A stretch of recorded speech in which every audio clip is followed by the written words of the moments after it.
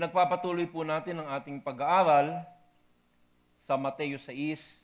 Ewan ko kung anong ginagawa sa inyo ng ating paghihimay ng salita ng Diyos mula mismo dito sa Mateo na kung saan tinuturuan tayo ng Panginoon direkta ng kanyang mga kaalaman at paghuhubog sa atin. Alam nyo, ang layunin natin dito, lalo na ang kapastoran, ay maturuan kayo, tayong lahat, na pag nakikinig, hindi lamang sasabihin na magaling yung pastor o magandang lalaki, although totoo yan. Salamat sa malakas niyong pagtawa. Ang bihira talaga. Huwag natin tingnan yung bigkas o orasyon o anyo o yung bukadura. Ayan, sabi nila, ako Tagalog yun.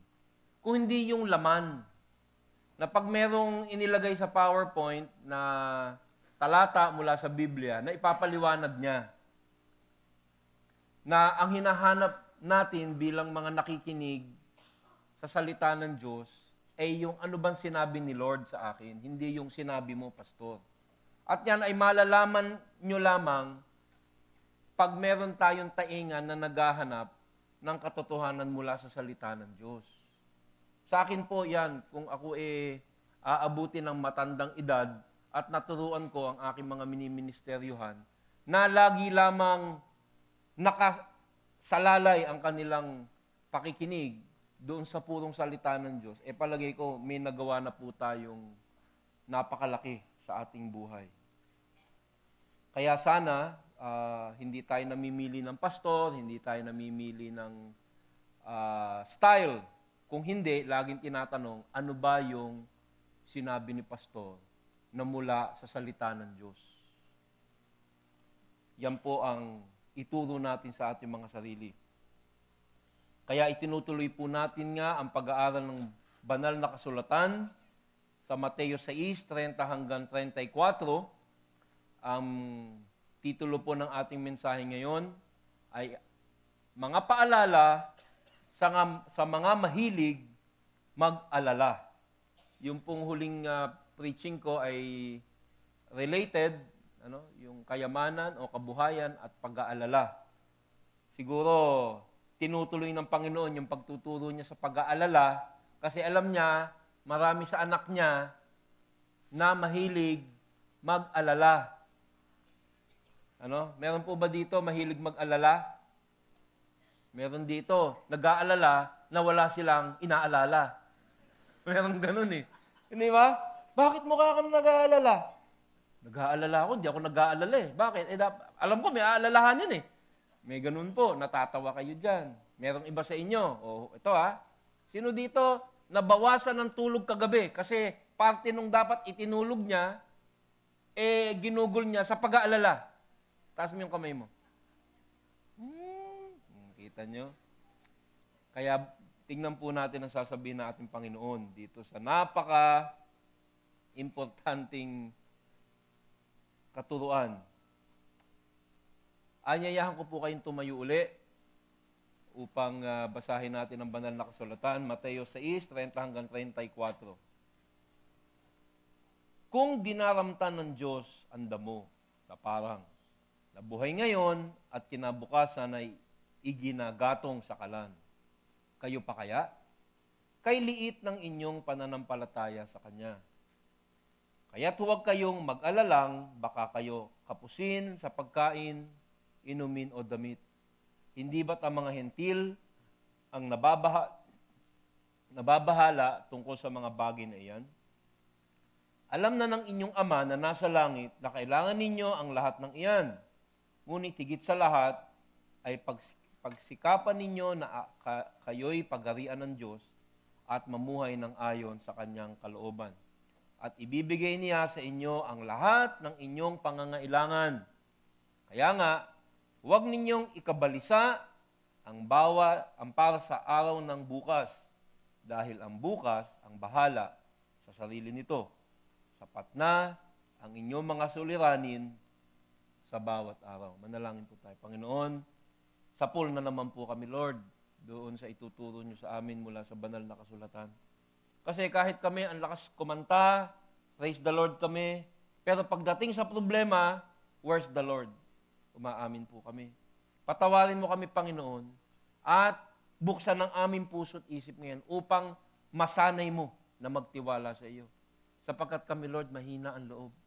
Salamat na lamang at ikay matiyaga, mapagpasensya. Alam mo ang aming hulma, na sa dami na nang itinuro mo sa amin, sa dami nang ipinakita mong biyaya, kami po ay diskumpiyado pa rin. Kaya ngayon po, umaamin kami. Ibinubukas ang aming dibdib upang inyong operahan, upang magkaroon ng tapang at tiwala. Hindi sa aming kakayahan o dahil sa aming kapaligiran, kundi dahil sa iyo na gumawa sa amin at gumagawa ng lahat at nagbibigay ng lahat ng biyaya at lahat ng pangangailangan ng tumatawag sa kanyang Ama. Gisingin mo ang bawat isa, inyo pong i-convict kaming lahat upang kami ay magbigay biyaya sa aming paghahayag na kayo ang lubos na makapangyarihan sa lahat. Sa pangalan ni Jesus. Amen. Makakaupo na po tayo. Meron po ako mga kasabihan na na-research English eh. Kaya mag-i-speaking in Tangho ako ngayon at tatagalogin ko. Okay. Ito po yung sabi ni Corrie ten Boom. Siya ay isang sikat na Christian noong World War II patungkol sa pag-aalala. Sabi niya, worry does not empty tomorrow of its sorrow, it empties today of its strength. Sa Tagalog, ang pag-aalala ay hindi nag-aalis ng kalungkutan o kabalisahan para bukas. Ito ay nag-aalis ng lakas sa araw na ito. So hindi niya inaalis, sabi niya, yung problema bukas, yung pag-aalala. Marami sa inyo, ang inyong hobby ay hindi sport, hindi paglilibang, kung hindi pag-aalala. Sabi niya, hindi mo maaalis yung iyong kabalisahan sa araw na ito sa pag-aalala. Aalisin mo yung iyong lakas sa araw na ito. Sabi naman itong isang tao ng pangalan na si Glenn Turner, worrying is like a rocking chair. It gives you something to do, but it gets you nowhere. Para daw siyang tumba-tumba, yung silyang tumba-tumba. Di ba? Sa tumba-tumba, galaw ka ng galaw. Ano? Sabi niya, may ginagawa ka sa tumba-tumba, gumagalaw ka, pero wala kang pinupuntahan. Yung pong aking anak, merong alagang hamster. Nakakita na ba kayo yan? Yung parang daga na. Tapos meron siyang parang Ferris wheel na ang bilis tumakbo. Pero hindi siya gumagalaw. Parang ganyan ang pag-aalala, di ba? Naku po, ano ba? Wala ka naman pinupuntahan. Tulad sa inyo na hindi umamin kanina na hindi kayo nakatulog sa inyong iniisip kagabi. Isip ka ng isip, takbo ng takbo yung isip mo. May nangyari ba? May nangyari. Hindi ka nakatulog. Kaya ngayon pagod ka. Huwag ka matutulog ha? Kasalanan yan. Doble kasalanan mo. Nag-alala ka na, matutulog ka pa sa sermon ng pastor. Nako, ano yan? Mortal sin yan. Okay? So, ano pa? Sabi pa nitong si George McDonald na hindi may-ari ng restaurant ng hamburger. Ano?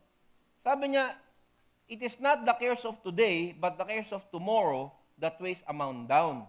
Sabi niya, hindi daw yung mga bagay sa araw na ito, kundi yung mga bagay bukas ang nagpapabaksak sa'yo. Yun yung pag-aalala. Hindi pa nangyayari, binabaksakan na niya. Sino dito ang mahilig mag-alala? Ba't ang tahimik niyo? Nag-aalala ka na baka malaman ko nag-aalala ka, no? Talaga naman. Ito pa, sabi ni Stephanie Geist, if worrying were an Olympic sport, you'd get the gold for sure.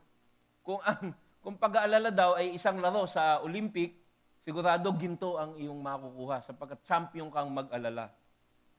Ano? Meron mga tao dito, alam mo, mahilig mag-alala. Sa tingin pa lang eh. Bakit? Nakagano na mukha. Diba? Ito pa po, sabi naman ni William James, the sovereign cure for worry is prayer. Diba? Ganda niyan, ano? Ang gamot daw ng Diyos sa pag-aalala ay panalangin. Alam mo, totoo yan, natutuhan ko yan. Kasi, di ba, isang bagay lang ang pwede mong isipin? Isipin mo yun. Isa lang eh. So, pag nag-alala ka, hindi ka magdadasal, hindi ka magtitiwala. Pero pag nagtiwala ka at nagdasal ka, hindi ka mag-aalala. Sabi nga nung kanina, narinig ko, sabi niya, When you worry, you don't pray. When you pray, you don't worry. Okay? At huli na po sa lahat, sabi ni Mark Twain, I am an old man and have known a great many troubles, but most of them never happened. So sabi niya, ako'y matanda na at napakarami kong problemang dinanas. Pero marami dyan sa problemang dinanas ko, hindi naman nangyari. Kasi kakaisip mo. Isipin niyo mabuti. Ang pag-aalala ay talaga namang yung katawan mo, yung bira sa isip mo, yung bira sa puti ng buhok mo, o wala ka ng buhok, naandyan. Pero marami kang inalala sa buhay mo na hindi naman nangyari. Baka. Tama po ba mali? Yan ang nangyayari. Ngayon, sasabihin mo, nakakatawa. Pero nakakatawa ba talaga? Alam nyo, ako nasa business ng parmaceutico, yung sa gamot, yung hindi ipinagbabawal na gamot. Yan. Marami yung gamot patungkol sa pag-aalala. Dahil yung effect ng pag-aalala sa katawan. Meron pa po akong ehemplo sa inyo, no? Ito naman may picture ako ipapakita sa inyo. Ito pa pala. Ito yung tinatawag the worry chart. Ayan. Ito po daw yung porsyento ng totoong pag-aalala. 40% ng iyong inaalala ay hindi naman mangyayari. Totoo, no? 40% ng yung inisip mo kagabi, hindi naman nangyari. Yan. Tapos sabi, 30% ng iyong inaalala, nangyari na at wala ka nang magagawa. Ba't ka pa nag-aalala? Yan. 12% ng iyong inaalala ay patungkol sa iyong kalusugan, at dahil sa iyong pag-aalala, talagang nasira ang iyong kalusugan. 10% ay patungkol sa mga bagay na wala namang katuturan. 8% ng pag-aalala daw ng tao ay totoong alalahanin. Pero kalahati doon, wala ka namang magagawang masyado. Ibig sabihin isurrender mo na lang kay Lord. At yung kalahati, which is 4%, meron kang magagawa. So, ang sinasabi po dito sa kanilang pagsusuri, sa buong pag-aalala ng isang tao, ng normal na tao, yung 4% lang talaga yung may magagawa ka. Pero yung takbo ng isip mo, lahat yan ay iyong inaalala. At meron po ako mga nakitang cartoon patungkol sa, ito meron, parang kamukha ni, may kilala akong asher na ganito paano pag mag-blackout? Paano pag walang tights? Paano pag walang maraming alalahanin. Ano ba yung mga inaalala ng mga tao? Yan, kinabukasan, trabaho, pamilya, kalusugan, bahay, pag-ibig, mga bayarin, ipon, seguridad. Wala, hindi ka mauubusan ng aalalahanin Next. Ito naman, may dalawang, ayan yung sinasabi ko sa inyo kanina. I'm worried that I'm not worried. May mga tao na sanay na nag-aalala na pag hindi, wala ako inaalala. Naku, ba't wala ako inaalala? Sanay na. Hobby. Okay, tapos, meron pa ba? Ito, nakuha ko to. Anong naisip nyo dyan? Kasi yan ang sermon natin ngayong hapon. Kasi talagang sa pananampalataya, tatalong ka. You have to jump to God. Ibibigay mo sa Kanya yung iyong alalahanin. At ako naniniwala na for a Christian, kalamitan ng ating problema, ibinibigay sa atin ng Panginoon para tayo'y matutong magtiwala. Hello? Kasi sa Kristiyano, narinig nyo na to, walang nangyayari sa atin by accident. Lahat yan calibrated, lahat yan may layunin. So pag ikaw hindi marunong magtiwala, padadalang ka ni Lord ng mga situation para ikay magtiwala. Sapagkat ang pananampalataya na walang pagtitiwala ay hindi pananampalataya. Without faith, it is impossible to please God. And faith, makikita mo yan pag meron ka alalahanin pero isinusuko mo. Kaya ngayong hapong ito, sa ating pagtuturo ng prinsipyo mula sa mga sinabi ng Panginoong Hesus, dadaanin po natin ang ating pag-aaral sa pamamagitan ng 4 na tanong. Alam nyo, pag nag-aalala kayo, ito sa akin nag-work. Parang yung ginagawa ni David sa Salmo. Pag yung talagang alala ka na, hindi ka na makatulog. Di ka makakain, di ka makatulog, pag-iawat sa ilong, Come on, join me. Nagiging bulutong. Alam niyo yun, di ba? Sa kakaisip sa'yo, bulutong naging ketong. Okay. Okay yan, ha? Original yan. Sa kakaisip mo, yung mukha mo nag-ano na, nagbe-breakout na. Pero alam niyo, one thing na nakita ko kay David, si David, the man after God's own heart. Pag meron siyang nararamdaman na alam niya hindi natutuwa ang Panginoon, parang kinakausap niya yung sarili niya. Sinesermonan niya yung sarili niya. Di ba, sinabi ko sa inyo, huwag niyong pagsasabi, na kinakausap ko yung sarili ko sa banyo. Ganon din si David. Pag siya nagdududa, sasabihin niya, Lord, aren't you from everlasting to everlasting? Hindi ba, Lord, ikaw ang gumawa ng lahat?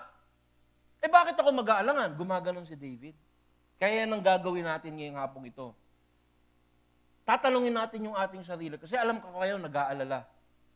Siguro iba-iba lang yung level. So, 4 na tanong. At gusto ko, inuulit nyo to sa inyong sarili. Magalit ka sa sarili mo pag pinapayagan mo yung sarili mo mag-alala. Ikaw na anak ka ng Diyos. Anak ka ba ng Diyos? Pag namatay ka ba, sa langit ka pupunta? Sigurado ba yung iyong kaligtasan? Ang Diyos mo ba ang lumikha ng lahat? Ba't ka nag-aalala? Di ba? Kita mo. Iba ang dating Pero natatawa tayo, pero ganyan tayo. So, unang tanong, pinagdududahan mo ba ang iyong Diyos?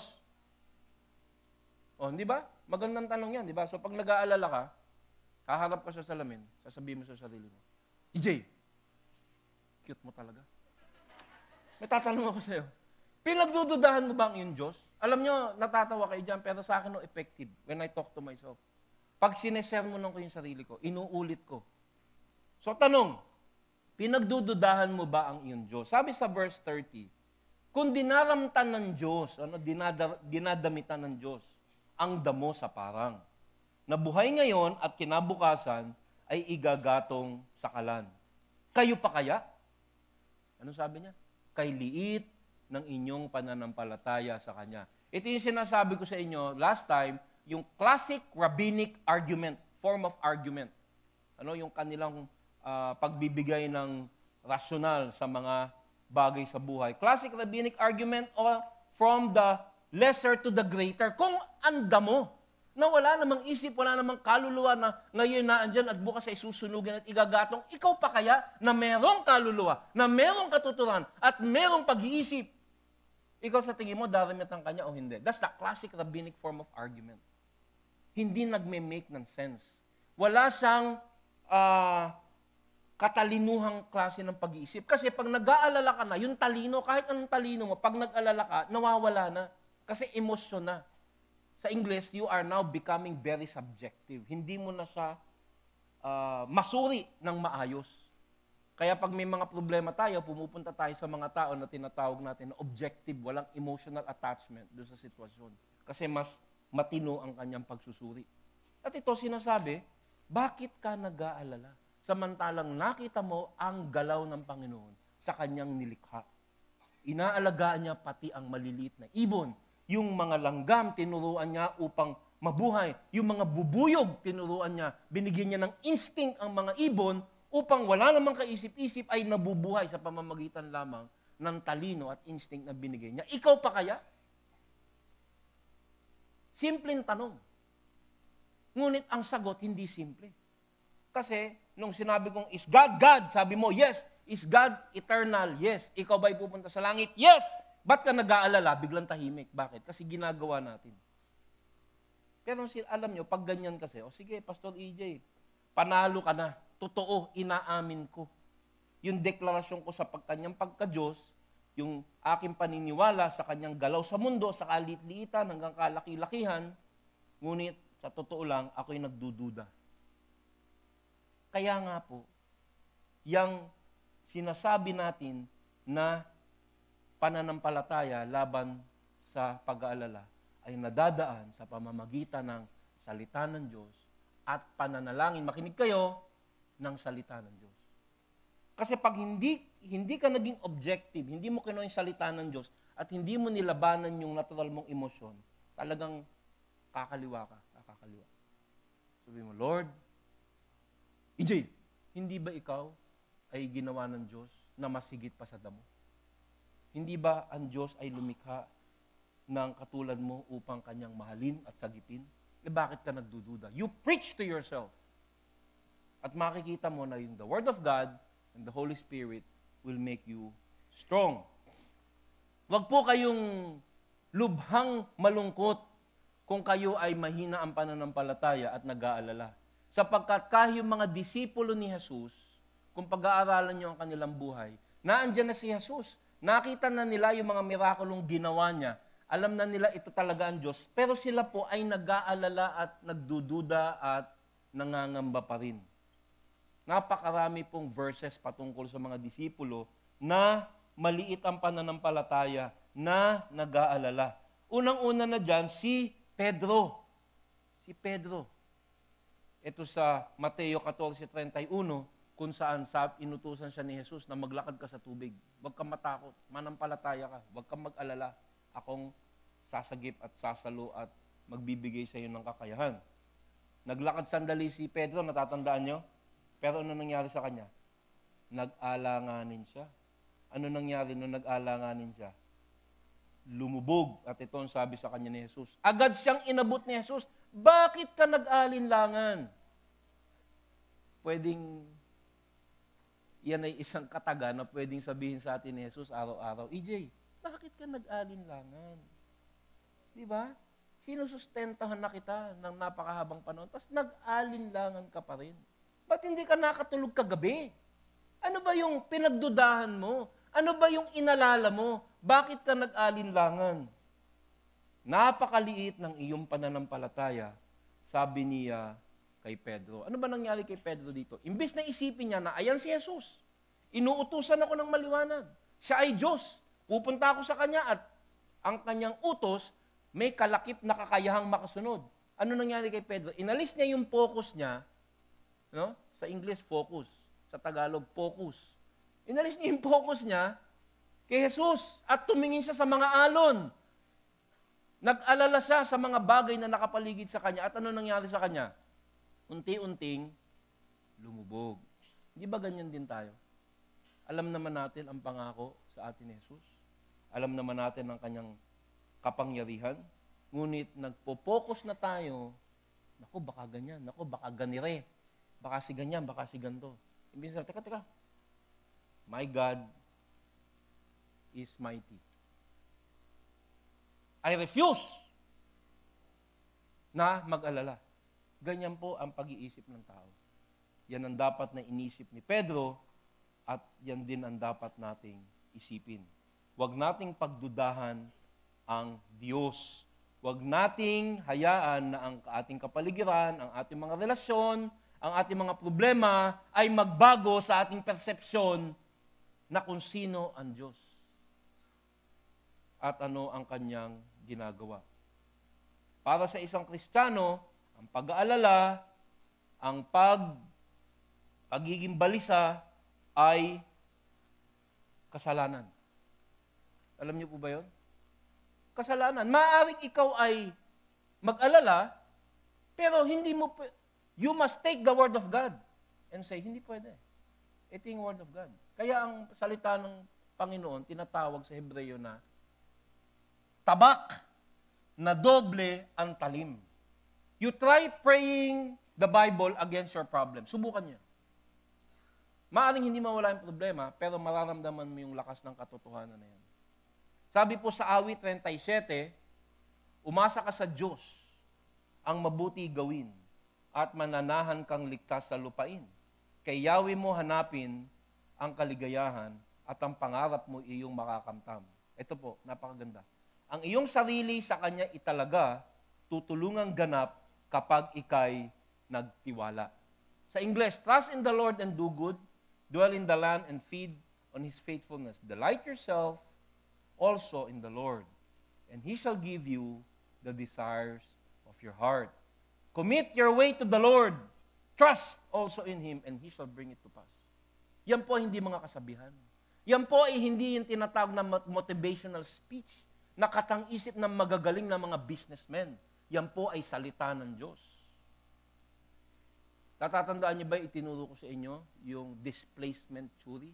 Ang utak ng tao, pwedeng isang pag-iisip lamang ang pwedeng ilaman. Hindi ka pwedeng magduda at magtiwala. Hindi ka pwedeng magtiwala at magduda. At paano ka naman hindi mag-aalala sa dami ng alalahanin? You replace it with the Word of God. Kaya nga ang sinabi ni Moises kay Josue, you shall meditate on God's Word day and night. Pag mumuni-munihan mo ang salita ng Diyos, na pupunuin mo yung pupunuin mo yung isip ng salita ng Diyos, na pag may pagdududa, ito ay papaltan mo ng sinabi sa iyo ng Diyos. Yan po ang sagot pag tinanong ka, pinagdududahan mo ba ang Diyos? Hindi, sapagkat ang aking panalag ay ang kanyang salita.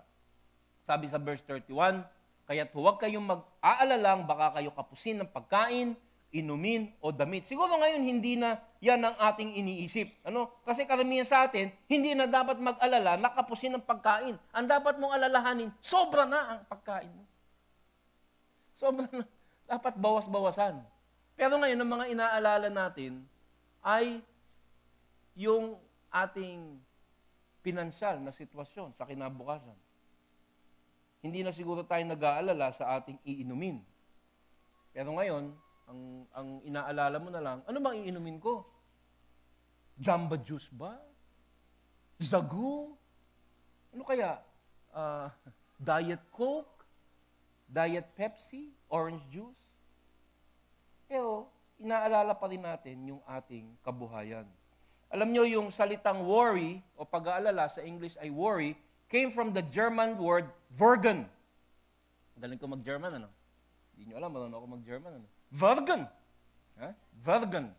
Ibig sabihin niyan, to strangle or to choke. Yung word na worry originally came from the German word Vergen, to choke. Sinasakal. Para kang ini-strangle.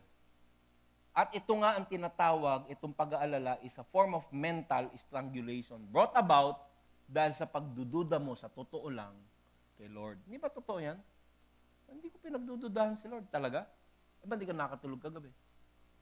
Nagkape ka ba? No. Kasi, pag hindi mo pinaltan ang iyong pagdududa ng pagtitiwala sa pamamagitan ng salita ng Diyos, sa totoo lang, pinagdududahan mo talaga si Lord. Aminin mo na yan. Sabi mo sa katabi mo, aminin mo na. Aminin. Sino mo nagsabi na? Aminin. Di ba? Kasi kung aalalahanin mo yung bukas, maraming aalalahanin. Kaya marami sa atin, maraming ko ano ng insurance. Wala namang problema sa insurance. Ako may insurance ako eh. Pag sinabi nung kalaban mo, pare, insure kita ha. Huwag kang papayag. Pero marami sa atin, insurance. Kakaalala. Wala namang tinatawag na ganap na insurance. Tatanong ko kayo, ano ba sa Tagalog ang insurance? Ha? Siguro? Parang mali, no? Insurance, para sa iyong kinabukasan na inaalala, pero ang tawag doon, yan ba, sigurado ka ba na masusuportahan ka niyan? Siguro. Hindi sigurado. No? So, ang tanong, pinagdududahan mo ba ang Diyos? Well, ang sagot, pag nag-aalala ka, hindi ko sinasabing huwag ka mag-alala, ha, kasi nag-aalala talaga tayo. Ang sinasabi ko, pag nag-alala ka na, ito ay yung gagawin. You preach to yourself. Kung ano yung sinasabi ko dito, di ba sinasabi ko sa inyo, hindi ako galit sa inyo, ha? Kasi ito sinasabi ko rin sa sarili ko. EJ! Sa salamin. Cute mo talaga. Bakit ka nag-aalala? Di ba si Lord? Unang-unang, di ba si Lord? Para mong iniinsulto pag sinabi mong, ano kayang kakainin ko bukas? Tapos maya-maya, kakanta ka sa simbahan, Lord, you are creator of all. Creator of all ka, Lord. Tapos, ano kayang kakainin ko bukas? Di ba parang insulto yan? So, aminin mo na pag ikay nag-alala, siya iyong pinagdududahan. Pangalawa kong tanong, dapat pag tinanong mo sa sarili mo to, medyo galit ka, kasi yung emosyon ng pag-aalala, di ba napakalakas na emosyon yan? Magalit ka sa sarili mo. Alam mo, pag yung word of God, hindi mo sinusunod, puro sa salita lang, hindi mo isinasabuhay, dapat ka lang magalit sa sarili mo. Sabi mo, EJ, Nakalimutan mo na ba kung sino ang iyong ama? Galit ka sa sarili mo. Nakalimutan mo na ba kung sino ang iyong ama? Sabi sa verse 32, hindi ba't ang mga hentil ang nababahala tungkol sa mga bagay na iyan? Alam na ng iyong ama na nasa langit na kailangan ninyo ang lahat ng iyan. Alam nyo, ang sabi ng aking paboritong preacher na si John MacArthur, ang lahat ng buhay ay dapat may theology. Everything in life must have theology. Ano may theology? Yung pag-aaral patungkol sa pag-iisip at katotohanan ni Lord. No? So, pag ang theology kasi, parang siyensya yan, totoo yan. So, sinasabi dito, pag ikaw ay tumanggap sa Panginoong Hesus na iyong tagapagligtas, ikaw ay nagiging anak ng Diyos. That's theology. Yan ay katotohanan sa Biblia. At kung siya ay iyong ama, ang lumikha ng buong universe ay ama mo, wala kang dahilan upang mag-alala. Yung mga anak ko, hindi nag-aalala yan na magugutom. Ang inaalala lang yan, Jollibee, KFC, yan. Yan lang inaalala niyan. Pero hindi nila Bakit? Anak ko yan eh. Pag nag-alala yan, Daddy, kakain kaya tayo bukas? Sakit mo naman magsalita. Ha? Pakakainin mo kaya kami bukas, Daddy? Huwag ka magsalita. Ha? Yung mga Gentiles na sinasabi dito, mga hintil, ano?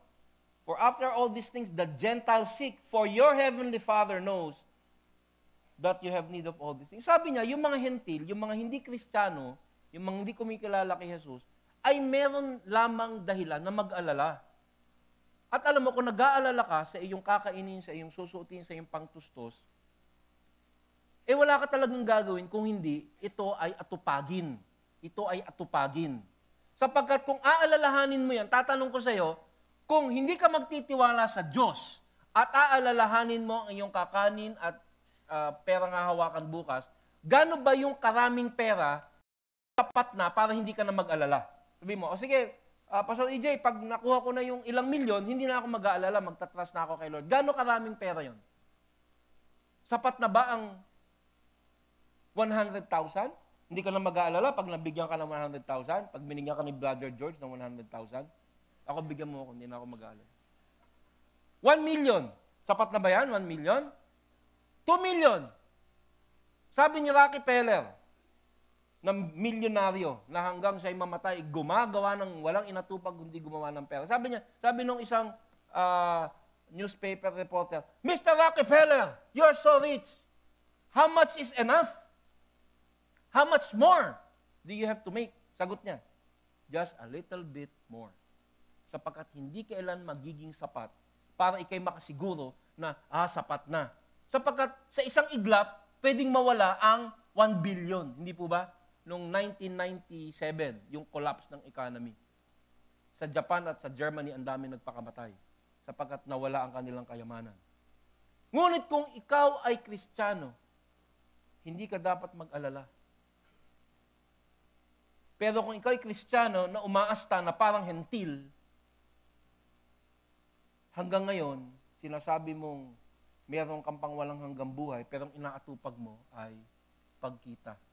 Kaya marami sa atin dito, huwag kang titingin sa katabi mo, baka akala niya alam mo. Christian, pero hindi mo makita sa simbahan na naglilingkod. Bakit? Kailangan kumita. Pag sinabi ko, pwede mo ba i-disciple siya ganyan? Nangangailangan. Wala po akong panahon. Bakit? Kailangan ko pang kumita ng konti. Pag medyo mariwasa na ako, maglilingkod na ako. At hindi ka maglilingkod. Hello? Galit na kayo sa akin? Ako, galit ako sa sarili ko eh.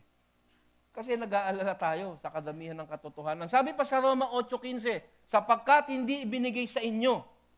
Tandaan nyo Nakalimutan mo na ba kung sino ama mo? Nakakalimutan mo? Sapagkat hindi ibinigay sa inyo ng Diyos ang Espiritu upang kayo'y gawing mga alipin na namumuhay sa takot. Pero marami sa atin, takot na mawalan. Tama po ba mali? Sa halip, ibinigay sa inyo ang Espiritu upang kayo'y gawing mga anak ng Diyos. Kaya, nakatatawag tayo sa Kanya ng Ama. Ama ko. Abba. Sa English, for you did not receive the spirit of bondage again to fear, but you received the Spirit of adoption by whom we cry, Abba, Father. That is theology. Punuin mo ang isip mo ng katuruan ng Diyos. Yan ang antidote sa pag-aalala. Wala nang iba. Hindi psychology, hindi hypnosis, hindi pag-iimbak. You fill your mind with the Word of God.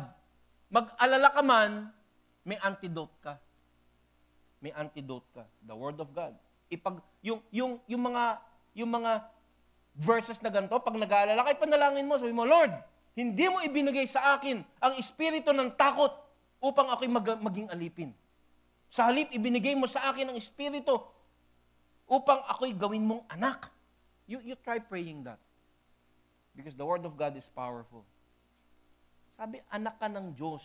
Tandaan mo yan. Hindi yan suggestion, hindi yan magandang kasulatan lamang sa Bible. That is truth and you proclaim truth. Talaga bang sa tingin mo, mini-mean ng Bible na anak ka ng Diyos? Ano may ibig sabihin ng anak ka ng Diyos?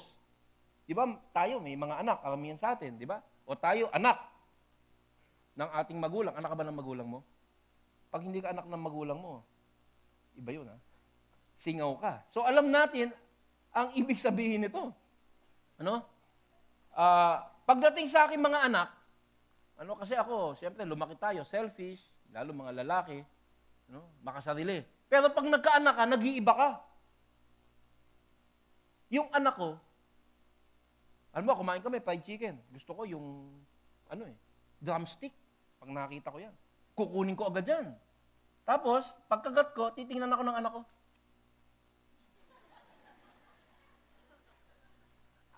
Sige na lang, anak. Tapos, gustong-gusto pa ng anak ko yung balat. Hili ko sa balat. So, bibigyan niya sa akin yung white meat, yung parang matigas. Kinain niya na yung drumstick, ha? Tapos sasabihin niya, Dad, kinakain niya na yung drumstick ko. Pwede ba yung balat sa akin na lang? Sige na lang. Yung balat. Isusubo mo na lang, ibibigay mo pa, tama ba mali? Ay sabi ko sa sarili ko, magutom na ako, wag lang magutom yung anak ko. Tama ba mali?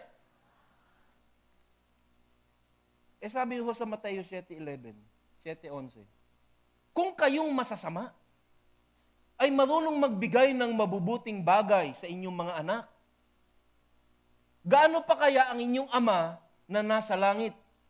Bibigyan niya ng mabubuting bagay ang sino mang humingi sa kanya. Sa tingin mo yung problema mo, hindi minamanage ni Lord yan? Sa tingin mo yung iniisip mong magiging kakulangan, hindi minamanage ni Lord. Pinapasok na kita sa langit, bahala ka na sa buhay mo. Sa tingin mo ganun si Lord? If you, being evil, know how to give good gifts to your children, how much more will your Father who is in heaven give good things to those who ask Him? Theology, theology, theology. Ito ang sinasabi ng Panginoon. Alam ko, labag yan sa ating natural. Ang natural sa atin mag-alala, that's why you proclaim. Sabi sa Matthew 7:11, na ako nga na masama ay nagmamahal sa mga bata, sa mga mahal ko sa buhay. Siya pa kaya? Katotohanan ba yon? Katotohanan yun. Kahit hindi mo nararamdaman yon, kahit hindi mo siya feel, totoo yun. You can claim that. Hindi ibig sabihin magiging super mayaman ka. In fact, gusto ni Lord, umaasa tayo sa Kanya sa araw-araw. Kaya lang sa atin yung, no, Lord, anak mo pala ako, ha? Sige, bigyan mo ako ng makakain sa araw-araw at saka for the next 10 years. Gusto natin, hindi lang yung sa araw na to, gusto natin, pati yung sa mahabang panahon. Pero sabi ni Lord, ibibigay ko sa'yo yung kailangan mo ngayon. Huwag mo akong pagdudahan sapagkat ako ay iyong ama. Alam nyo, next week, iba na naman yung topic natin. Pero tandaan nyo itong verse na to. I want you to keep studying. No? Sabi ko sa inyo, bumili kayo ng MacArthur Study Bible. Hindi pinopromote kay pare ko dito sa Bible book. Wala akong porsyento dyan. Kasi dapat alam nyong himayin ang salita ng Diyos on your own. So ang suggestion ko, pag nag-aalala ka, imbis na mag-alala ka, pag-aralan mo ulit itong mga teksto na to. At para pag-aralan mo siya, bumili ka ng MacArthur Study Bible at saka ng Life Application Bible. Yan ang dalawang nagsimula ako mag-aral. Mga komentaryo yan. Pag-aaralan mo siya. So pag nag-aalala ka, Maupo ka, mag-aral ka. Imbis na mag-alala ka, mag-aral ka. Matutuwa sa'yo si Lord. Hindi mo to si EJ. Imbis na mag-alala, nagbabasa ng salita ng Diyos. Napaka makapangyarihan po nito mga text na to mula sa Panginoon sa Matthew 6. Kaya napakahaba nung kanyang pagtalakay. Pangatlong tanong, hindi mo ba alam ang kanyang pangako? Again, theology na naman. Ano bang pangako ni Lord? Sabi sa Matthew 6:33. Alam niyo ba yung Matthew 6:33? Marami sa inyo, alam na alam yan eh. Seek ye first the kingdom of God and His righteousness, and what? All these things shall be added to you. Ngunit higit sa lahat ay pagsikapan ninyo na kayo'y pagharian ng Diyos at mamuhay ng ayon sa kanyang kalooban. At ibibigay niya sa inyo ang lahat ng inyong pangangailangan. Yan, dapat medyo himayin natin yan. No? Kasi marami dyan, iba yung interpretasyon nila. Kala nila, pag ginawa ko to, payayamanin ako ni Lord. Tingnan natin, ano ba ibig sabihin nun yung Greek word for seek o inyong, ano sabi sa Tagalog?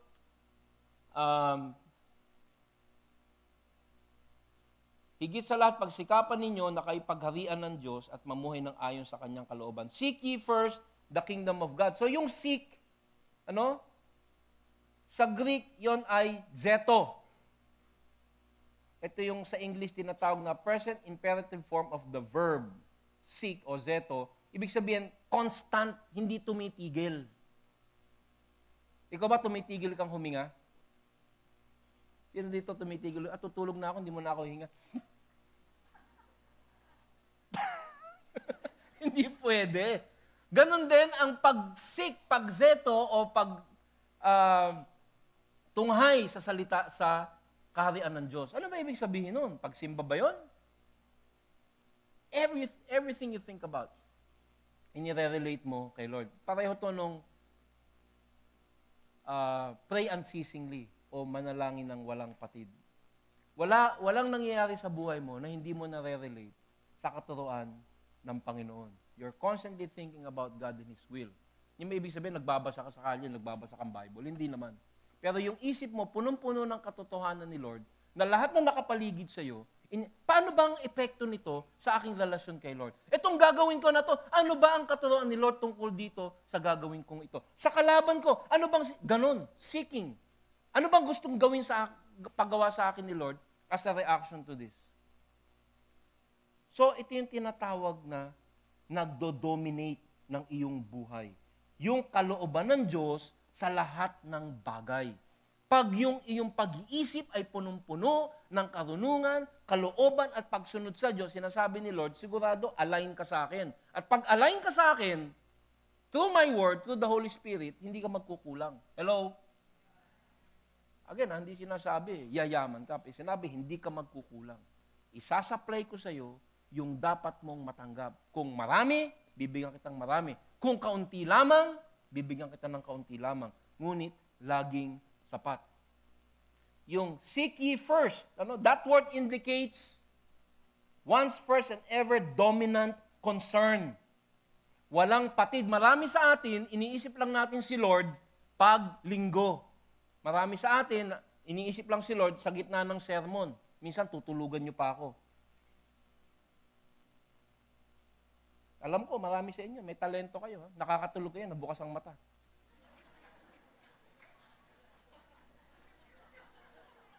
Alam ko yan. Kilala ko kayo. Sinasabi ng mga usher. Maya-maya, may lalapit sa inyo usher. Kasi sabi ng usher, sir, nilapitan ko yan, nakabukas ang mata. Naluluha pa. Paano mo nalaman tulog? Kasi sabi niya, biro lang po yun. Pero marami sa atin, pag hindi na linggo, pag wala na sa service, wala na.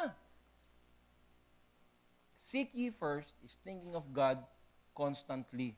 Parang paghinga, parang pagkain. Laging naandyan. Lagi ka nauuhaw, lagi ka nagugutom patungkol sa katotohanan ng Diyos.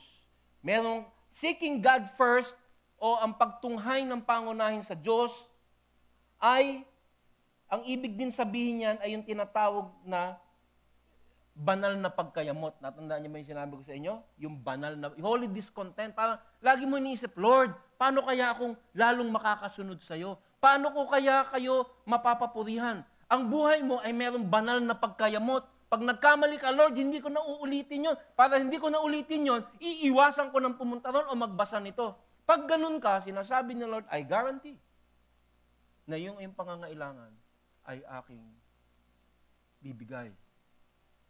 Pero marami sa atin si Lord, parang waiter. Di ba? Sa waiter, tinatawag mo lang, kinakausap mo lang yung waiter. Pag may kailangan ka, waiter, menu. Tapos wala na, tingin ka. Waiter, order na ako. Waiter, ang tagal ng order ko. Parang ganun si Lord. Hindi siya ang laman ng isip mo. Seeking God first is giving Him first priority in our thought at sa ating mga pagdidesisyon. Meron tayong banal na pagkayamot at dahil dyan, lagi tayong tumatawag sa Kanya. Marami sa atin nag-aalala sapagkat hindi natin alam ang mga pangako ni Lord. Meron mga sumusobrang puro pangako ang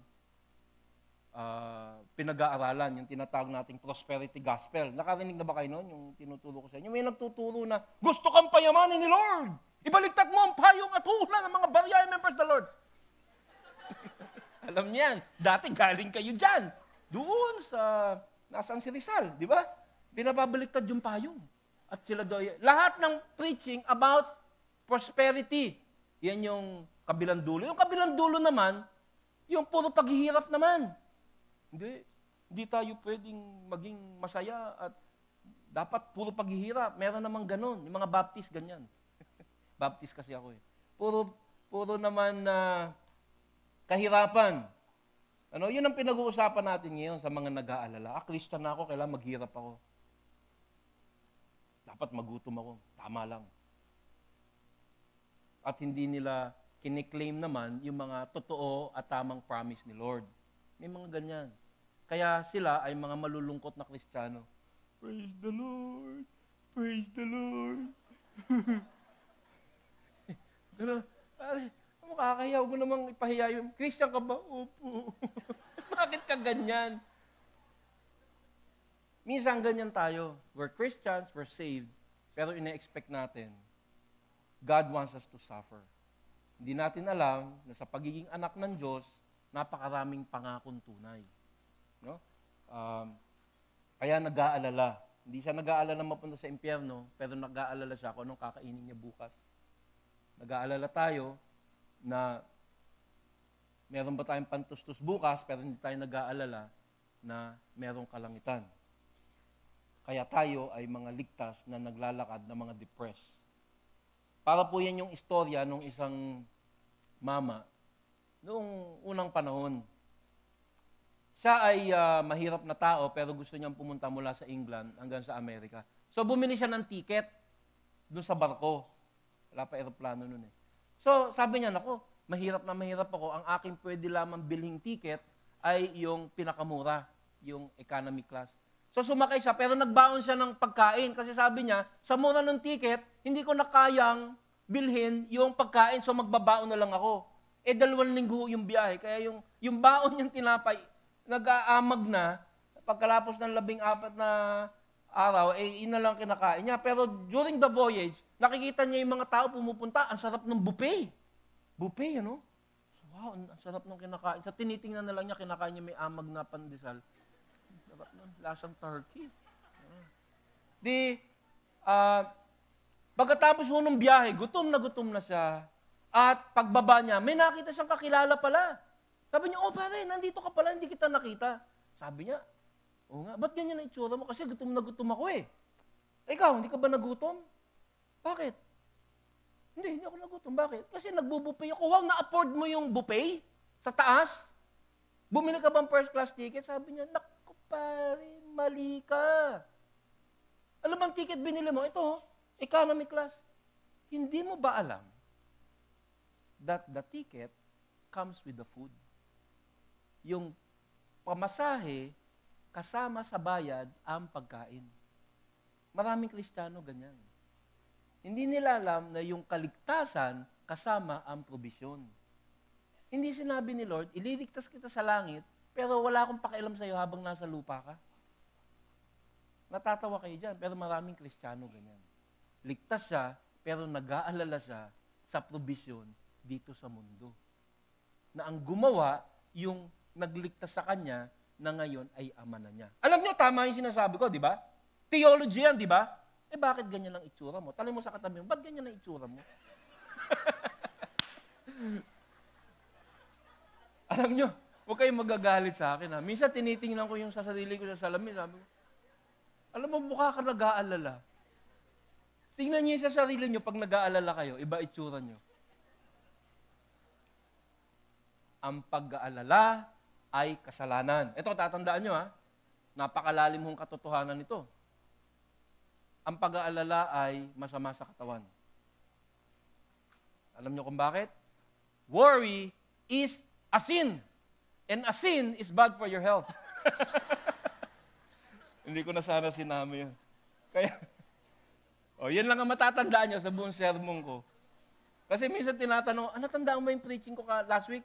Ano nga ba? Yung asin. Natatandaan yung joke. O sige, tandaan niyo na. Worry is a sin. And a sin is bad for your health. Okay. So, nasa na ba tayo? Nawala na tuloy ako. So, with the provision, ang provision comes with salvation. Sa Kristiyano, kahit ang paghihirap, may layunin. Kaya Lord, kulang. Kasi minsan yung kulang, definition mo yan. Pero sabi nga ni David, ako'y tumanda na, pero hindi ko pa nakikita na ang anak ng Diyos ay pinabayaan. I've been young and I am old, but I have never seen the righteous forsaken. He is always given bread. So ano ba ibig sabihin na seek ye first? Hanapin mo muna o asikasuhin muna ang mga patungkol sa kaharian ng Diyos. Hindi lamang yung pag-aaral ng salita, hindi lamang yung pagpupuno ng iyong kaisipan ng salita ng Diyos, pagsunod para ang reaksyon mo ay maka-Diyos at maka-Biblia. Ang seeking God's kingdom para ang provision natin ay talagang garantisado, ay ang pagkakalat din ng magandang balita. Hindi sinasabi nito, para bigyan ka ni Lord ng food, ng sapat, magbasa kang Bible, hindi ho. Hindi ibig sabihin na, para ikaw ay bigyan ng sapat na provision, dapat mag-evangelize ka, hindi ho. Ang ibig sabihin nito, kung tunay kang anak ng Diyos, kung tunay kang merong Espiritu Santo, magiging natural sa iyo na unti-unti ang isipin mo ay ang Biblia, ang salita ng Diyos. Unti-unti, lalago ka at ikaw ay gugustuhin mo na magkalat ng salita ng Diyos. At dahil lumalabas siyang ebidensya na ikaw nga'y anak ng Diyos, yung provision ng Diyos ay ibibigay sa iyo. Nakuha niyo po? So, hindi ito salvation by works. Pero pag nakikita mo na ikaw ay nagiging ganyan, ito ay senyalis na sa iyo na ikaw ay anak ng Diyos at ang provision ay kasunod na. So, seeking God's kingdom is meditating and obeying God's word at spreading the news, pagkakalat ng magandang balita. At pag ganyan na dati sa inyo, ang pinagkakalat nyo, hindi salita ng Diyos, ang pinagkakalat nyo, lagim. Di ba? Naghahasik ka ng lagim, sabi sa akin ng nanay ko. Pero ngayon, naghahasik na ako ng salita ng Diyos. Yung ba naging dahilan, ba't sapat ang probinsya ko? Hindi. Yun ang ebidensya na ako'y anak ng Diyos at dahil sa ebidensyang yun, may garantisado ng provision. Nandiyan pa kayo? So, ang tanong ko sa'yo, ang laman ba ng isip mo ay ang mga bagay patungkol sa Diyos? Kung hindi, siguro yun muna. Sapagkat pag nakita na yung mga ebidensyang yan, kasunod na ang mga ipinangako ng Diyos dahil nakikita ka ng ebidensya ng pagka-anak. Sabi sa Pilipos 4:19, at buhat sa hindi mauubos na kayamanan ng Diyos, ibibigay niya ang lahat ng inyong kailangan sa pamamagitan ni Kristo Jesus. And my God shall supply all your need according... pumipiyok, nagbibinata si Pastor EJ. And my God shall supply all your need according to His riches in glory by Christ Jesus. Hindi yung ibig sabihin nito, perfecto ka. Ito lang sasabihin sa inyo, lumalago ka ba? Hindi ko sinasabing hindi ka nagkakasala. Pero ikaw ba ay nagbabago? Yung bang pagkaguto mo sa salita ng Diyos, tumitindi? Yung bang inis mo, pag nagkasala ka, sumisidhi? You're growing. You're growing. At dahil dyan, nakikita mo, nag-grow ka, itong pangakong ito sa iyo.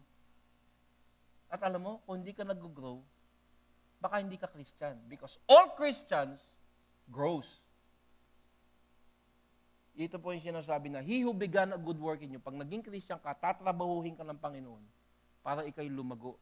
Para isisik mo yung kingdom of God, intrinsic, magiging bago mong instinct ay habulin at gustuhin ang salita ng Diyos.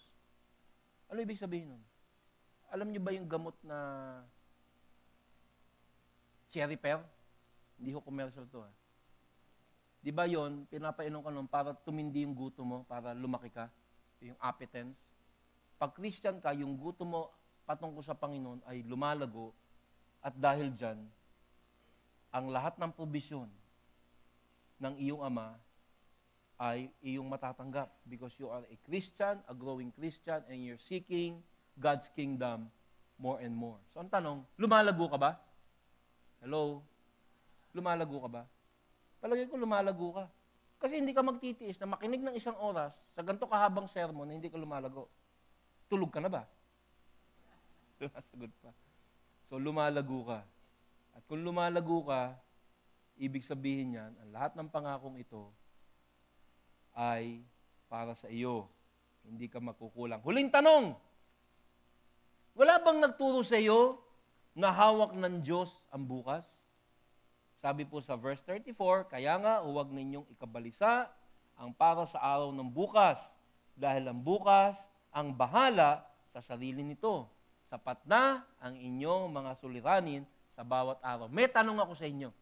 Saan nang galing ang salitang bahala? Tama. From the word bathala. Bathala na.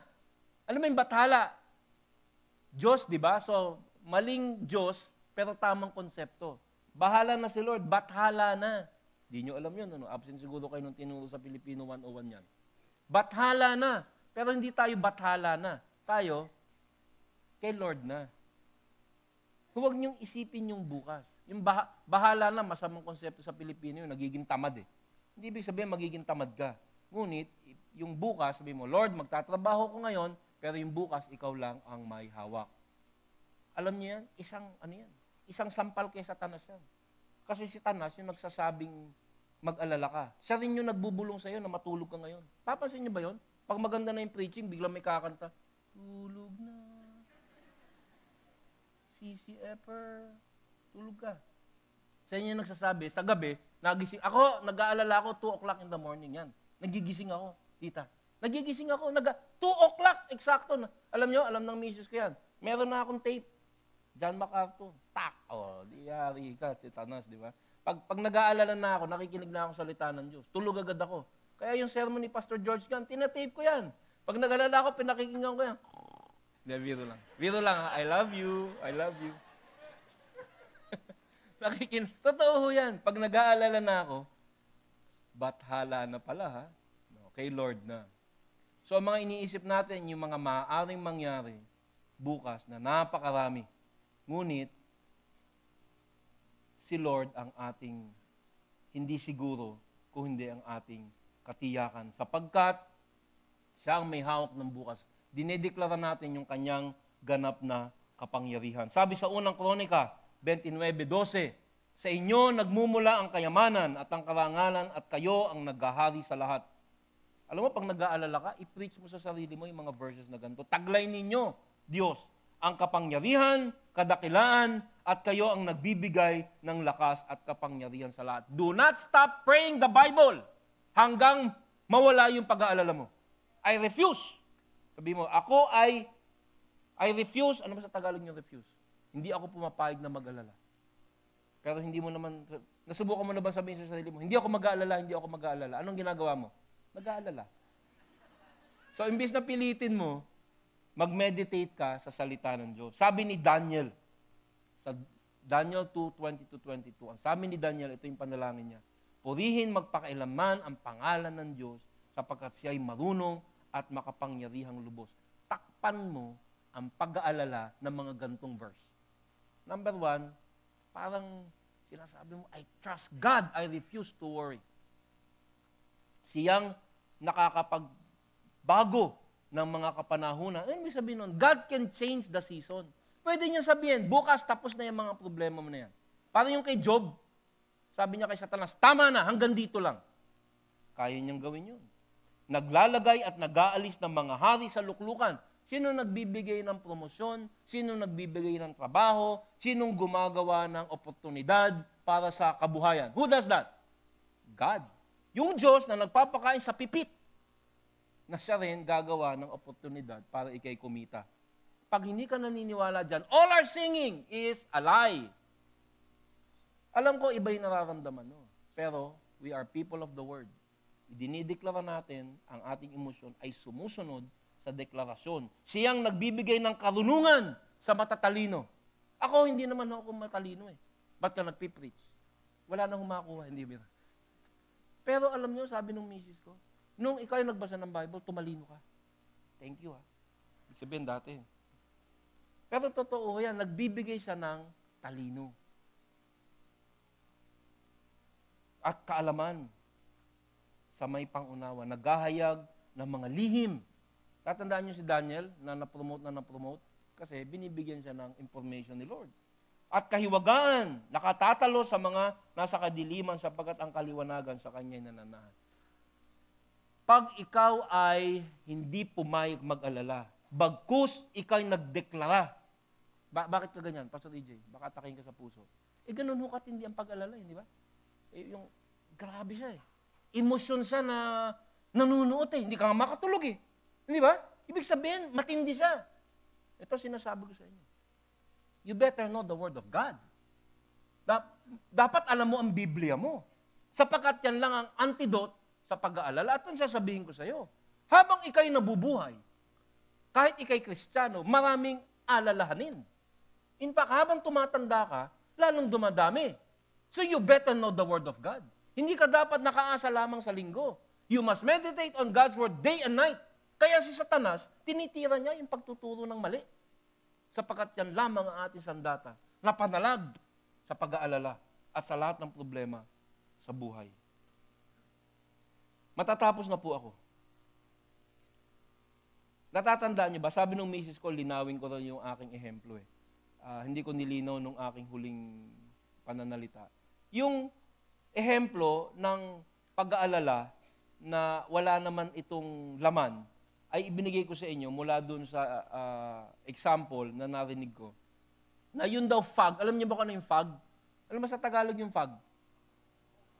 Hamog. Yung pag nagpunta ka sa Baguio, di ba, yung hindi ka makakita, fog. Yung parang ulap na yun daw fog na ganong yung visibility, 1 feet, ibig sabihin, 2 feet, hindi mo na makita ganong kakapal. Ano? Yun daw ganong fog na kakapal at ang haba ay 7 blocks. O sabihin, mula dito hanggang Festival Mall. At ang taas ay 100 piye, 100 feet high, 7 blocks long. Di ba? Fog yan, di ba? Tubig yan, di ba? Alam niyo kung gaano karaming tubig yon? According to the US Bureau of Standards, a fog 7 blocks wide, 100 feet deep, gaano karaming tubig? Less than 1 glass of water. Divided into 60,000 million drops. Ibig sabihin, yung isang baso ng tubig na nag-precipitate, na hinati sa 60,000 million parts, ganong karami, ganong kalawak, na paralisa ang buong alabang, pero ang laman lamang nito ay isang basong tubig. Ganyan ang pag-aalala ng Kristiyano. Kadaming inaalala, kahaba ng pag-aalala, meron ng sakit sa presyon, meron ng sakit sa blood pressure, salamat sa pagtangkilik nyo sa generics, sa dami ng inyong sakit.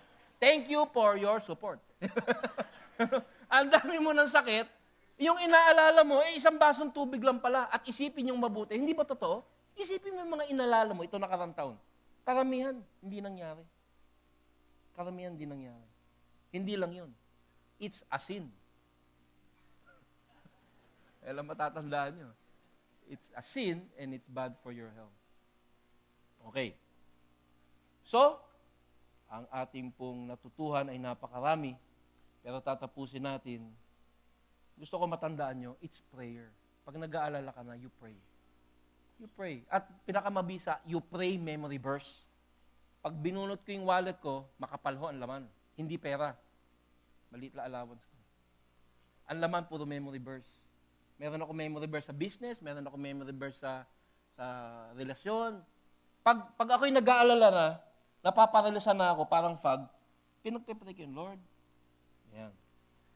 Isa dyan ay itong Pilipos 4, 6 hanggang 7. Alam ko nag-overtime na ako, may communion pa tayo, pero gusto kong tapusin. Philippians 4:6-7.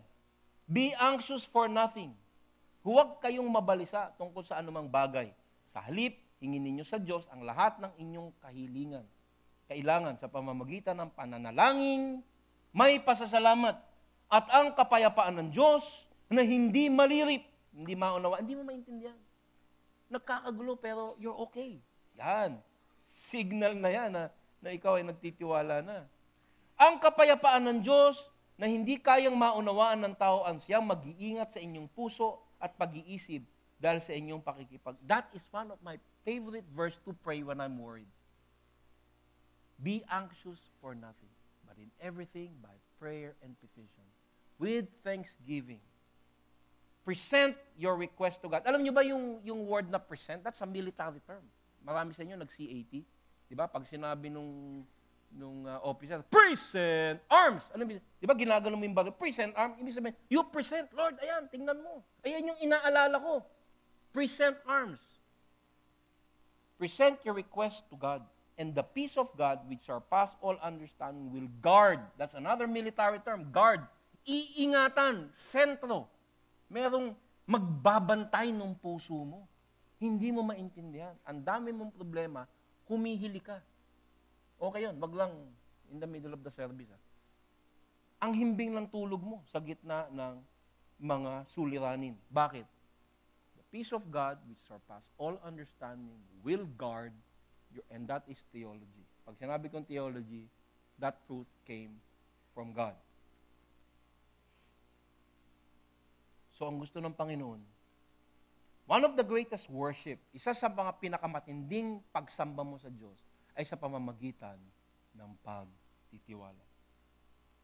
Pag nagtitiwala ang Kristiyano sa gitna ng suliranin, napapansin tayo ng mga tao. Makikita ng mga katrabaho mo, itong si EJ, ang bigat ng problema, pero parang mapayapa. Sasabihin nila, pakilala mo ko dyan sa Diyos mo. Pero kung Kristiyano ka, tapos pag may problema, tuliro ka, sabihin nila, what's the difference? At how do you do that? You trust God through His Word and through prayer.